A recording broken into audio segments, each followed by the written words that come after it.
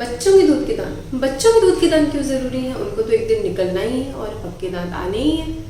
अगर आप भी ऐसा सोचते हैं तो इस वीडियो को लास्ट तक जरूर देखिए। Hello everyone, I am doctor Nivedita और आज हम बात करेंगे इम्पोर्टेंस ऑफ बच्चों के दूध के दांत, मिल्क टीथ और उनमें होने वाली कैविटीज के बारे में। अगर ऐसी कैविटीज आपके बच्चे के मुंह में है तो इनको हम बोलते हैं अर्ली चाइल्डहुड केरीज, और इनका ध्यान रखना भी उतना ही ज़रूरी है जितना हम अपने अडल्ट या फिर पक्के दांतों का रखते हैं। लेकिन क्यों? बच्चे के दूध के दांत एक इम्पॉर्टेंट फाउंडेशन है हमारे आने वाले पक्के दांतों के लिए और ओवरऑल हेल्थ के लिए। हमारे दूध के दांत 6 साल से गिरना शुरू होते हैं, लेकिन आखिरी दूध का दांत 12 से 13 साल में गिरता है। तो इसका मतलब कम से कम बच्चा 10, 11 या 12 साल अपने दूध के दांत से ही खाना खाता है। इसलिए उनका हेल्दी होना उतना ही ज़रूरी है जितना हमारे एडल्ट टीथ का।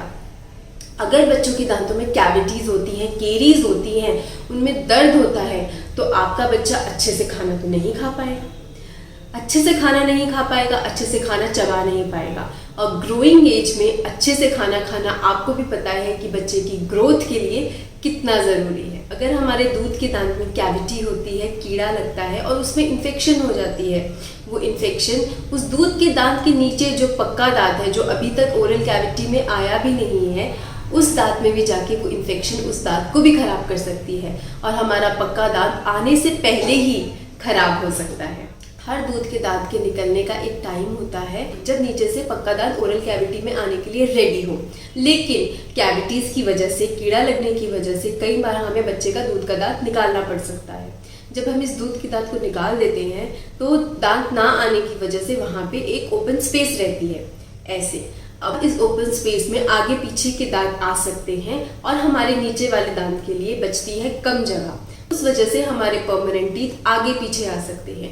इसलिए टाइम से पहले दांत निकलवाने से हमारे पक्के दांत आगे पीछे आ सकते हैं, इर्रेगुलर जगह पे आ सकते हैं और फ्यूचर में ब्रेसेस की ज़रूरत पड़ सकती है। हम क्या क्या कर सकते हैं जिससे हम अपने बच्चे के दूध के दांतों को कैविटीज से बचा सकते हैं? सबसे पहले बच्चे की हर फीडिंग के बाद उसके टीथ और ओरल कैविटी को क्लीन करना है। उसके लिए आप मेरा ये वाला वीडियो देख सकते हैं। सेकंड, अगर आप बच्चे को पैसिफायर्स दे रहे हैं तो हनी और स्वीटनर वाले पैसिफायर्स ना दीजिए। थर्ड, बच्चे को रात को बॉटल फीडिंग नहीं करवानी है।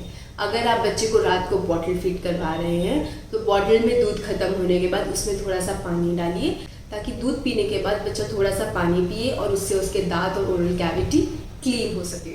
फोर्थ, ट्राई कीजिए कि बच्चा 1 साल का होने के बाद कप से दूध पिए, ना कि बॉटल से। हमें शुगरी ड्रिंक्स लाइक दूध में चीनी, जूस, कोक, इन सब का यूज़ कम करना है।